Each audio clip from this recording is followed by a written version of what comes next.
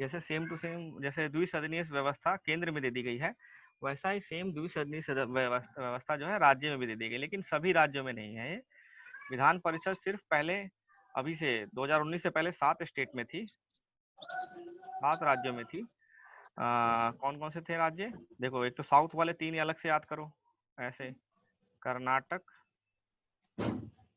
और महाराष्ट्र,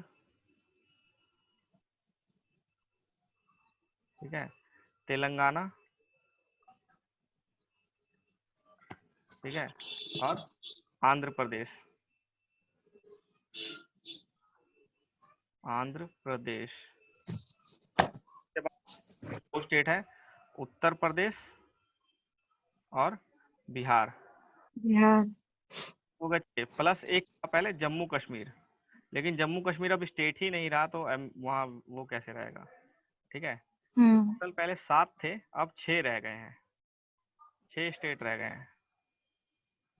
ठीक है, कर्नाटक, महाराष्ट्र, ठीक है, कर्नाटक, महाराष्ट्र, तेलंगाना, आंध्र प्रदेश, उत्तर प्रदेश और बिहार। अगर मैप में देखोगे तो ये तो बाकी तो यहाँ है सारे, जी। महाराष्ट्र, कर्नाटक, तेलंगाना और आंध्र प्रदेश, ये सारा। ठीक है, आंध्र प्रदेश ये पूरा है। ठीक है, तमिलनाडु छोड़ के, केरला छोड़ के, केरला और तमिलनाडु छोड़ दो, साउथ वाले चारों हैं। ठीक है, हम्म। तमिलनाडु केरला छोड़ के साउथ में 30 चारों में है, और ऊपर नॉर्थ में दोनों में है, जो मेजर बहुत पॉलिटिकल स्टेट है, उत्तर प्रदेश और बिहार। ठीक है, उसके बाद जम्मू कश्मीर में था, लेकिन जम्मू कश्मीर जब से स्टेट नहीं रहा तो एमएलसी भी खत्म हो गया, विधान परिषद भी खत्म हो गया। तो विधान परिषद सेम रोल ऐसा ही जैसे राज्यसभा का है, वैसे विधान परिषद का होता है। सिर्फ एक डिफरेंस होता है, राज्यसभा के लोग जो है प्रेसिडेंट के, राष्ट्रपति के चुनाव में भाग ले सकते हैं, ये लोग नहीं ले सकते। विधान परिषद के लोग 3 लोग भाग लेंगे, ये लेगा, ये लेगा और ये लेंगे। ठीक है, ये तीनों राष्ट्रपति के उसमें इलेक्शन भाग लेते हैं, ये नहीं लेता राष्ट्रपति के इलेक्शन भाग। ठीक है, ये तो जन करंट हो गया, मतलब फैक्चुअल हो गया। अब आगे चलते हैं, जो हमारा टॉपिक चल रहा था, तो हमारे राज्य में भी जैसा सेम प्रणाली, संसदीय प्रणाली है, वैसा एक संसदीय प्रणाली राज्य में भी दे दी गई है। ठीक है, उसके बाद क्या है, भारत में संसदीय प्रणाली की विशेषता क्या है? भारत में संसदीय प्रणाली की विशेषता क्या है? निम्नलिखित है। पहला है, वास्तविक और नाममात्र के कार्यपालिकों की उपस्थिति। कुछ कार्यपालक जो है, कार्यपालिका में कुछ सदस्य वास्तविक है, रियल पावर जिसके पास है, और कुछ कार्यपालक जो है वो नाम मात्र का है, जैसे राष्ट्रपति हो गया, वो नाम मात्र का कार्यपालिका में आता है। ठीक है, उसके पास कोई पावर नहीं है, रियल पावर नहीं है, तो वास्तविक होता है। संसदीय प्रणाली में वास्तविक किसके पास है? प्रधानमंत्री और मंत्रिमंडल के पास रहता है, जो रियल में कार्यपालिका है। फिर दूसरा है, बहुमत वाले दल की सत्ता। जो लोकसभा और राज्यसभा में जिसका बहुमत होगा वही दल सत्ता में आएगा। जो लोकसभा में जो सत्ता में रहेगा, जो लोकसभा में सत्ता में रहेगा वही दल, जो सॉरी लोकसभा में जो दल बहुमत में रहेगा वही दल सत्ता में आएगा, सरकार बनाएगा। ठीक है ना, ये विशेषता है हमारे संसदीय प्रणाली की। तीसरा विशेषता क्या है, विधायिका के समक्ष कार्यपालिका की संयुक्त जवाबदेही। ये बहुत इंपॉर्टेंट विशेषता है जो पूछी जाती है बार बार। विधायिका के समक्ष कार्यपालिका की संयुक्त जवाबदेही। संयुक्त जवाबदेही का मतलब और संयुक्त जवाबदेही का मतलब अलग अलग होता है। ठीक है, अब समझते हैं कैसे अलग अलग होता है। जो जवाबदेही होती है, जैसे जवाबदेही है, ठीक है ना, यही स्पेलिंग है ना। जवाबदेही में क्या है, कार्यपालिका जो भी कार्य करेगी, वो अगर गलत काम करेगी या सही काम करेगी तो वो जवाबदेही किसके होगी? विधायिका के। ठीक है, विधायिका अगर कुछ, क्योंकि विधायिका से ही कार्यपालिका में सदस्य गए थे, और विधायिका को अधिकार दिए गए हैं वो क्वेश्चन पूछने के और उससे वो मांगने के। अगर कार्यपालिका गलत काम करती है कुछ, तो विधायिका क्या करेगी, एक नो कॉन्फिडेंस मोशन टाइप पास करके, या फिर कुछ क्वेश्चन आवर में किसी चीज में कार्यपालिका से जवाब मांग सकती है कि ये काम क्यों किया गया। अगर बहुत ज्यादा गड़बड़ हो चुकी है तो विधायिका क्या करेगी, कार्यपालिका को हटा सकती है। तो कार्यपालिका जवाबदेह है, लेकिन ये संयुक्त जवाबदेही का क्या मतलब हुआ? तो जवाबदेही तो पहले से हम पढ़ते आ रहे हैं। संयुक्त हम्म। जवाबदेही का मतलब यह हुआ कि अगर नो कॉन्फिडेंस मोशन पास होता है तो पूरा का पूरा कार्यपालिका बंद हो जाएगा, खत्म, गिर जाएगी सरकार, पूरी सरकार इकट्ठे गिरती है। ठीक है, संयुक्त जवाबदेही का मतलब है कि ऐसी नाव है जो इकट्ठे, एक तैरती भी साथ में है और डूबती भी पूरी की पूरी है। ठीक है, तो ये संयुक्त जवाबदेही, एक ऐसा नहीं कि एक मिनिस्टर ने गलत काम किया है तो उसी मिनिस्टर को हटाया जाएगा, नहीं, फिर पूरा सरकार जवाबदेही रहेगी इसके, इसको लेके। ठीक है। और अगर नो कॉन्फिडेंस मोशन पास होता है वो एक मिनिस्टर के खिलाफ कभी नहीं होता, वो पूरे की पूरी कार्यपालिका के खिलाफ होता है। ठीक है, कि हमें इस सरकार में भरोसा नहीं है। नो कॉन्फिडेंस मोशन का मतलब अविश्वास प्रस्ताव, हमें इस सरकार में विश्वास नहीं है। ठीक है, तो उसमें क्या होता है कि पूरा का पूरा कार्य वो सरकार है गिर जाती है। ठीक है ना सर, तो ये संयुक्त जवाबदेही होती है कि इकट्ठे तैरना है, इकट्ठे, समझ रहे हो। अकॉर्डिंग विधायिका जो है, विधायिका के समक्ष कार्यपालिका की संयुक्त जवाबदेही का मतलब हम समझे हैं कि जो विधायिका होगी, जो कार्यपालिका है, वो जवाबदेह रहेगी विधायिका को। ठीक है, जो भी काम करेगी विधायिका, वो विधायिका को जवाब देगी कि ये काम क्यों गलत हुआ, क्यों सही हुआ। ठीक है ना, वो पूछ सकता है, विधायिका जवाब मांग सकती है। लेकिन अगर विधायिका संतुष्ट नहीं है पूरी तरह से, कार्यपालिका संतुष्ट नहीं है, तो क्या करेगी, अविश्वास प्रस्ताव लाके सरकार को, पूरी कार्यपालिका को गिरा सकती है। तो इसका मतलब क्या हुआ कि कार्यपालिका इकट्ठे तैरती है, इकट्ठे डूबती है, यानी संयुक्त जवाबदेही है। ठीक है, संयुक्त जवाबदेही है, इकट्ठे, संयुक्त मतलब इकट्ठे, एक अलग से मिनिस्टर जवाबदेही नहीं रहता। अगर अविश्वास प्रस्ताव आता है तो पूरे के पूरे कार्यपालिका के अगेंस्ट आता है, एक मिनिस्टर के अगेंस्ट नहीं आता कभी। विधायिका में, अगला पॉइंट है, विधायिका में मंत्रियों की सदस्यता। ठीक है, विधायिका में मंत्रियों की सदस्यता का मतलब क्या हुआ कि जो आपने, जनता ने किसको चुना था, जनता ने, जनता ने क्या चुना था, विधायिका को चुना था। ठीक है, जो विधायिका बनी थी, जनता ने वहां सदस्य चुने थे।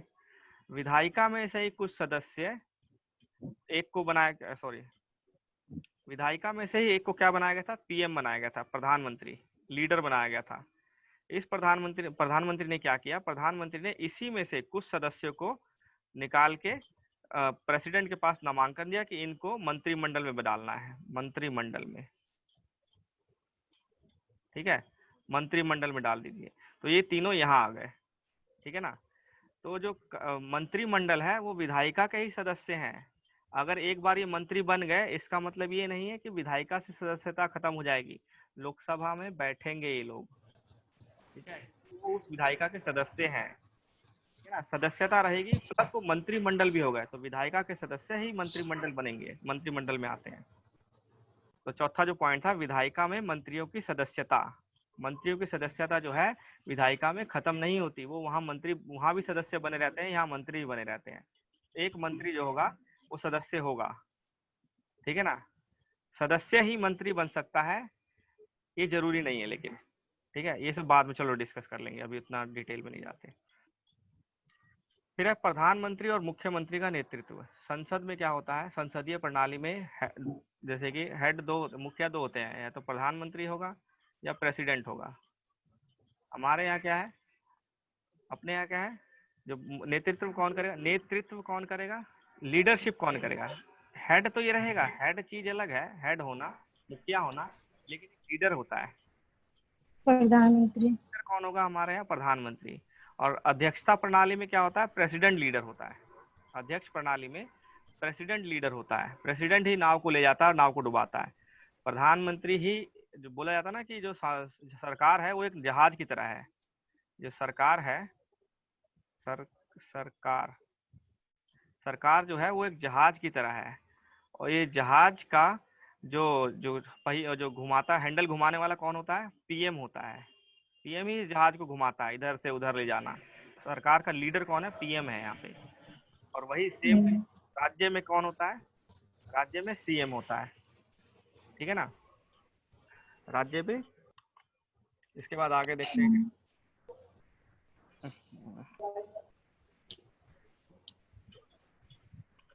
ये तो हो गया। फिर है छठा पॉइंट, क्या है, निचले सदन का विघटन। निचले सदन का विघटन, ये लोकसभा और विधानसभा, इनका विघटन है। तो ये बाद में पढ़ेंगे, बहुत डिटेल में चल जाएगा टॉपिक। तो ये आपके ये विशेषताएं हैं, संसदीय प्रणाली की विशेषताएं हैं। ठीक है, हालांकि भारतीय संसदीय प्रणाली बड़े पैमाने पर ब्रिटिश संसदीय प्रणाली पर आधारित है, फिर भी दोनों में मूलभूत अंतर है। जैसे हमने संसदीय प्रणाली किसका लिया था, ब्रिटेन का, जैसा उनका वैसा हमने बनाया, लेकिन दोनों में फिर भी अंतर है। ठीक है, ब्रिटेन में क्या है, संसद, उदाहरण के लिए ब्रिटेन में जो है ना संसद, ब्रिटेन की जो संसद है ब्रिटिश संसद की तरह भारतीय संसद संप्रभु नहीं है। मतलब क्या हुआ? ठीक है, ब्रिटेन संसद जो है वो एकदम संप्रभु, उसके ऊपर कोई रोक टोक नहीं है, कोई दबाव नहीं है। लेकिन भारतीय संसद जो है वो संप्रभु नहीं है। हमारे ऊपर सर्वोच्च कौन है? हमारे देश में सर्वोच्च कौन है? राष्ट्रपति। नहीं नहीं, राष्ट्रपति सर्वोच्च कैसे हो गया? राष्ट्रपति तो एक तरह से नाम सर्वोच्च मात्र है। बोले तो कौन किसके अंडर सब कुछ है? मतलब ऐसा जो, प्रधानमंत्री के नहीं अंदर। नहीं नहीं नहीं, रुको, सर्वोच्च होना, देखो ब्रिटेन और भारत, ठीक है। ब्रिटेन में सर्वोच्च यानी जो सबसे ऊपर कानून कौन है, सबसे ऊंचा कानून कौन है? यहाँ की संसद, ठीक है। संसद हो सकता है। अरे यहाँ सर्वोच्च कौन है? संसद के ऊपर भी कौन है जो संसद, जिसको संविधान। जनता। संविधान, संविधान। संविधान। यहाँ सर्वोच्च संविधान। संविधान है। हमारे यहाँ संविधान सर्वोच्च है, यहाँ पे संसद सर्वोच्च है, ठीक है ना। हम्म। संसद ने जो फैसला किया वो फाइनल है। तो वो क्योंकि वहाँ लिखित संविधान नहीं है, तो संसद अपने अनुसार संविधान में फेरबदल करती रहती है, ठीक है, नए नए कानून बनाती रहती है और उसी को संविधान बनती है। लेकिन हमारे यहाँ लिखित संविधान है। सरकार जो है या संसद जो है इससे ऊपर नहीं जा सकती। जो भी संविधान के अंदर लिखा गया उसके लिए अधिकार, वो उसी अधिकारों में ही काम करेगी। तो संविधान जो है सर्वोच्च है, इसका उल्लंघन कोई नहीं कर सकता। राष्ट्रपति, प्रधानमंत्री, संसद, जनता, कोई नहीं कर सकता इसका उल्लंघन, ठीक है। हमारे यहाँ सर्वोच्च कौन है? संविधान है। ब्रिटेन से यही अलग है, दोनों की संसदीय प्रणाली है, इसकी भी संसदीय है और इसकी भी संसदीय है। लेकिन अंतर क्या है कि यहाँ पे सर्वोच्च है संसद, यहाँ पे सर्वोच्च नहीं है संसद, यहाँ पे संविधान सर्वोच्च है, ठीक है। संसद में जवाबदेही लेना और फिर ये सब करना, वो सब चलता रहता है, ठीक है। उसके बाद क्या था? इसके अलावा भारत का प्रधान निर्वाचित व्यक्ति होता है और ब्रिटेन में क्या है? उत्तराधिकारी व्यवस्था है। दो डिफरेंस क्या है? दूसरा डिफरेंस क्या है? यहाँ पे, सॉरी ऊपर चला गया, ब्रिटेन में दूसरा डिफरेंस क्या है? एक तो डिफरेंस ये हो गया, दूसरा डिफरेंस यह है कि भारत में जो प्रेसिडेंट है, राष्ट्रपति, ये हेड है, हमारे देश का मुखिया है। राष्ट्रपति ये चुना जाता है, इसका चुनाव होता है, चाहे प्रत्यक्ष हो या अप्रत्यक्ष हो, बात अलग है। इसका चुनाव होता है, इसीलिए गणतंत्र कहा जाता है हमारे देश को। हमारे देश के मुखिया का चुनाव हो रहा है, इसीलिए हमें इस देश को गणतंत्र कहते हैं। और इसीलिए गणतंत्र दिवस के दिन राष्ट्रपति को सलामी दी जाती है और स्वतंत्र दिवस के दिन प्रधानमंत्री को सलामी दिया जाता है, ठीक है ना। गणतंत्र दिवस की परेड की सैल्यूट कौन लेता है? राष्ट्रपति। और स्वतंत्र दिवस की सैल्यूट राष्ट्रपति। कौन लेता है? प्रधानमंत्री। प्रधानमंत्री। गणतंत्र दिवस का इसलिए लेता है कि हमारे देश का जो मुखिया है वो चुना गया है, इसलिए हम गणतंत्र बोलते हैं। गण मतलब लोग। और यहाँ पे ब्रिटेन में क्या है? यहाँ पे रानी, रानी या राजा, और इसका राजा का बेटा ही राजा बनेगा, उत्तराधिकारी, ठीक है। जैसे हमारे यहाँ राष्ट्रपति है, वैसे वहाँ पे उत्तराधिकारी होता है, राजा या रानी होते हैं। जैसे भी लोकतांत्रिक नहीं है। लोकतांत्रिक है, मैंने कब कहा लोकतांत्रिक नहीं है? हाँ मतलब है, लेकिन लोकतांत्रिक परिभाषा में क्या आता है कि आप सिर्फ अब लोगों को जनता द्वारा शासन, जनता को चुनने का अधिकार, और जिसको चुना जा रहा है उसमें विकल्प होने चाहिए, और जो मेन फैसले ले रहा है वो जनता ने जिसको चुना वही ले। तो यहाँ पे भी राजा रानी फैसला नहीं ले सकता, कोई भी फैसला, ये सिर्फ साइन करते हैं। जो हमारे यहाँ राष्ट्रपति करता है वही ये करते हैं, ठीक है। हमारे यहाँ राष्ट्रपति उससे कम पावर है यहाँ के राजा रानी को, ठीक है। हमारे यहाँ जो अंतिम फैसला राष्ट्रपति ले सकता है, बट वहाँ राजा रानी नहीं। नहीं नहीं नहीं, हमारे यहाँ अंतिम फैसला राष्ट्रपति नहीं लेता, वो तो साइन कर देता है ना। साइन तो वहां भी राजा रानी को ही करना है, लेकिन हमारे यहाँ राष्ट्रपति साइन को रोक सकता है, ठीक है। तो ब्रिटेन में जैसे राजा रानी होते, जैसे पीएम वगैरह कुछ नहीं होते यहाँ पे? होता है। अच्छा। देखो एक मिनट रुको, इस चीज को मैं बता देता हूँ ऐसे। क्या ब्रिटेन, जैसे हमारे यहाँ जो विधायिका होता है, ये होता, ठीक है, ठीक है। यहाँ भी जो मेन लीडर है, नेतृत्व, वो प्रधानमंत्री करते हैं। यहाँ भी नेतृत्व प्रधानमंत्री करते हैं, ठीक है। सेम कॉन्सेप्ट है दोनों जगह।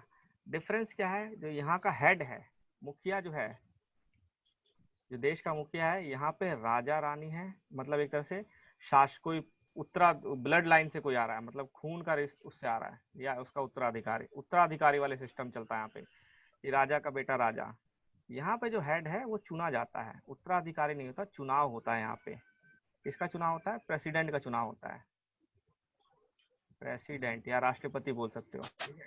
यहाँ पे चुनाव होता है प्रेसिडेंट का, इसलिए गणतंत्र है हमारा देश। ये गणतंत्र नहीं है, लोकतंत्र है ये देश, गणतंत्र नहीं है ये देश, ठीक है ना। ब्रिटेन लोकतंत्र है, गणतंत्र नहीं है। भारत जो है वो गणतंत्र है। हम भारत को जब भी डिफाइन करते हैं ना तो भारत गणतंत्र, भारतीय गणराज्य बोलते हैं, बोलते कि नहीं बोलते? गणराज्य बोला जाता है। ब्रिटेन गणराज्य नहीं है, ब्रिटेन गणतंत्र नहीं है। ब्रिटेन में जो हेड है वो राजा रानी वाला सिस्टम है, उत्तराधिकारी वाला सिस्टम है, ठीक है। लेकिन हाँ, इसकी पावर और इसकी पावर में डिफरेंस है। इसको हर चीज पे साइन, जिस पे पीएम ने बोल दिया, जिस पे मंत्रिमंडल ने बोल दिया इसको साइन करना पड़ेगा, करना ही पड़ेगा। ये कुछ चीजों पे साइन को रोक सकता है, ठीक है। ये जैसे इसके पास, हाँ, तो एक तरह से यही हुआ ना कि अंतिम फैसला ले सकता है मेरा राष्ट्रपति। वो फैसला नहीं लेता, सिर्फ फैसले को साइन करके दे रहा है। फैसला तो यहाँ लिया गया ना मंत्रिमंडल में, फैसला संसद में लिया जाता है। फैसला जो होगा संसद में लिया जाएगा, उस फैसले को खाली, वो साइन को रोक दिया, तो साइन को रोकने का मतलब क्या हुआ? हाँ मतलब मतलब फैसला उसने उस रोक दिया, फैसले को रोक दिया। और अगर वो साइन कर दिया तो अंतिम साइन करने का मतलब अंतिम फैसला भी ले लिया वो। लेकिन ये उसमें डिफरेंस क्या है कि जनता द्वारा जो चुना जा रहा है ना वो अंतिम फैसला ले रहा है। मतलब आपके यहाँ कोई कानून बन रहा है, ये कानून बना नहीं सकता ना जी, ये कानून बना नहीं, नहीं सकता, ठीक नहीं है, बना सकता। बना नहीं सकता। ये एकदम एकदम किसी एकदम बहुत ज्यादा अगर मुद्दा खराब हो गया, उस मुद्दे में खाली अपनी पावर का यूज कर सकता है और उसको रोक सकता है, खत्म नहीं कर सकता है। कानून को खत्म नहीं कर सकता, उस कानून को बनने से रोक सकता है। ना तो कानून बना सकता है, ना ही बने हुए कानून को खत्म कर सकता है।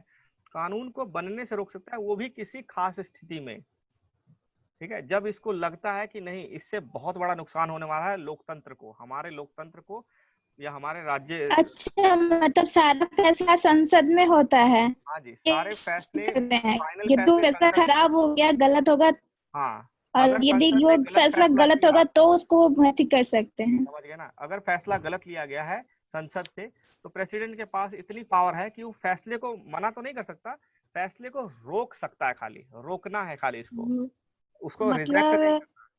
एक बार रिजेक्ट कर मतलब दिया, ये बोल सकते हैं कि ये टर्म गलत होगा, मतलब राष्ट्रपति के लिए, कि वो फैसला अंतिम फैसला ले सकता नहीं, है, ये हाँ टर्म ये बोलना गलत है, गलत ये होगा। गलत टर्म है, ये गलत लेकिन वो टर्म। अंतिम सिग्नेचर, हाँ, हाँ, टर्म अंतिम गलत हो सिग्नेचर जाएगा। करता है कि वो उसको हो गया कि वेरीफाइड डॉक्यूमेंट हो गया कि हाँ ये कानून बन गया। लेकिन कानून उसने बनाया नहीं है, कानून बन गया, इसमें साइन वो करेगा, लेकिन कानून किसने बनाया था? संसद ने बनाया था, ठीक है। तो ब्रिटेन और भारत में डिफरेंस क्या है? दोनों में संसद है, यहाँ भी लोकतांत्रिक है, यहाँ भी पीएम है लीडर, और लेकिन यहाँ पे हेड कौन है? यहाँ पे उत्तराधिकारी वाले सिस्टम चलता है कि राजा का बेटा राजा या राजा की बेटी रानी, उस तरह चलता है। उसको साइन हर जगह करने पड़ेंगे, कहीं साइन नहीं रोक सकता वो। लेकिन हमारे यहाँ चुनाव होता है, इसीलिए गणतंत्र बोला जाता है। इस चुनाव की वजह से हमारे देश को गणतंत्र बोला जाता है, ठीक है। और ये प्रेसिडेंट हेड होता है हमारे देश का, और ये सभी, ऐसा इसको वो नहीं है कि सब पे साइन कर दे, ये विरोध कर सकता है। वहां का राजा रानी विरोध नहीं कर सकता, ये विरोध कर सकता है, ठीक है। तो ये दोनों में डिफरेंस है, ठीक है ना। कि संप्रभु नहीं है, हमारा संसद संप्रभु नहीं है, हमारे संसद के ऊपर संविधान है, वहां संसद के ऊपर संविधान नहीं है, संविधान, संसद ही संप्रभु है। उन्होंने जानबूझ के राजा रानी को रखा हुआ है। अगर वो चाहे अगर वो संसद चाहे तो राजा रानी सिस्टम हटा सकते हो, राजा रानी को हटा ही सकते हैं, बिल्कुल सिस्टम से गायब कर सकते हैं। लेकिन ऐसा हमारे देश में प्रेसिडेंट को नहीं हटाया जा सकता, हमारे देश में गणतंत्र सिस्टम को नहीं हटाया जा सकता, क्योंकि ये मूल सिद्धांत है, ठीक है ना। कुछ चीजें ऐसी हैं जो संविधान से हटाई नहीं जा सकती है, ठीक है। उसके बारे में बाद में बात करेंगे। आप भी ना बोले थे कि वहाँ के राजा रानी को, जनता को मतलब कन्विंस करने के लिए ही जनता जो राजा होता है ना, रानी कि को नाम दिमाग के में लिए रहना, रखा गया। हाँ दिमाग में रहना चाहिए कि ऊपर कोई तो है जिसके पास हमारा हम जा सकते हैं, लास्ट एकदम लास्ट हो जाए तो, ठीक है ना। तो बिहेवियरल होता है सब कुछ, ठीक है। उसी तरह अब उसके बाद है, किसी भी संसदीय व्यवस्था में, चाहे वो भारत की हो या ब्रिटेन की हो, प्रधानमंत्री बहुत महत्वपूर्ण होता है। इसीलिए संसदीय व्यवस्था को कभी कभी प्रधानमंत्री सरकार बोलते हैं, और अध्यक्षीय व्यवस्था को प्रेसिडेंशियल सरकार बोलते हैं या राष्ट्रपति सरकार बोलते हैं, ठीक है ना। अध्यक्षीय सिस्टम को कभी कभी प्रणाली को राष्ट्रपति प्रणाली बोलते हैं, और संसदीय प्रणाली को प्रधानमंत्री प्रणाली बोलते हैं, क्योंकि वहाँ राष्ट्रपति बहुत इंपॉर्टेंट होता है, हमारे यहाँ प्रधानमंत्री बहुत इंपॉर्टेंट होता है। ठीक है। उसके बाद छठा विशेषता क्या है? संसदीय संप्रभुता और न्यायिक सर्वोच्चता। ये पढ़ चुके हैं। संसदीय संप्रभुता हमने पढ़ लिया है, और न्यायिक सर्वोच्चता मतलब न्याय सबके लिए समान है, चाहे वो कोई भी हो। अब पढ़ लेते हैं इसके बाद। संसद की संप्रभुता का नियम ब्रिटिश संसद से जुड़ा हुआ है, जबकि न्यायपालिका की सर्वोच्चता का सिद्धांत अमेरिका के सर्वोच्च न्यायालय से लिया गया है। न्यायपालिका का जो सर्वोच्च होगा वो कहाँ से लिया गया है? अमेरिका के सर्वोच्च न्यायालय से लिया गया है। ये सिद्धांत कहाँ से लिया गया? अमेरिका से। और संसद की संप्रभुता का सिद्धांत कहाँ से लिया गया? ब्रिटेन से लिया गया है। लेकिन ब्रिटेन से ज्यादा संप्रभु नहीं है हमारा संविधान संसद। ठीक है, उतना ज्यादा संप्रभुत्व नहीं है जितना ब्रिटेन का है, लेकिन हाँ संप्रभुत्व है। कानून बदलने का अधिकार, संविधान बदलने का कई अधिकार इसको दिए गए हैं, लेकिन संविधान में कुछ, पूरा संविधान में बहुत कुछ चेंज कर सकता है, लेकिन संविधान के मूल जो जड़ है, सिद्धांत, वैल्यू है, उनको चेंज नहीं कर सकता ये। ठीक है। जिस प्रकार भारतीय संसदीय प्रणाली ब्रिटिश प्रणाली से भिन्न है थोड़ी सी, ठीक उसी प्रकार भारत में न्यायालय भी की न्यायिक समीक्षा शक्ति अमेरिकी न्यायालय से कम है। ठीक है। जैसे कि हमारे यहाँ जो संसद है वो ब्रिटेन के संसद से कैसी है, उससे अलग है थोड़ी सी। हमारे यहाँ संसद सर्वोच्च नहीं है, और दूसरी बात क्या है, जो हेड है वो संसद, जो मुखिया है वो प्रेसिडेंट होता है, चुना हुआ होता है। ठीक है। तो हमारे यहाँ संसद सर्वोच्च नहीं है, ब्रिटेन में संसद सर्वोच्च होती है। ठीक है। उसी तरह अगर न्यायपालिका की बात करें तो हमारे यहाँ जो न्यायपालिका है उसकी शक्तियां थोड़ी सी कम है अमेरिकन न्यायपालिका से। बात अगर कंपैरिजन करें तो अमेरिका की न्यायपालिका से बात कंपेयर करें तो भारत के न्यायपालिका की शक्तियां थोड़ी कम है। ठीक है। किसमें? न्यायिक समीक्षा की शक्ति थोड़ी सी कम है। ऐसा नहीं, बिल्कुल नहीं, ऐसा नहीं है, लेकिन हाँ उनसे कम है। वहाँ के सर्वोच्च न्यायालय की बहुत ज्यादा पावरफुल है। इसलिए ऐसा इसलिए है क्योंकि अमेरिकी संविधान में विधि की नियत प्रक्रिया, अब ये दो टर्म दिए गए हैं, विधि द्वारा स्थापित प्रक्रिया, विधि की नियत प्रक्रिया। ठीक है। इसको हम कल स्टार्ट करेंगे क्योंकि बहुत बड़ा टॉपिक है ये, और इसको समझें तो बहुत अच्छा होगा। नहीं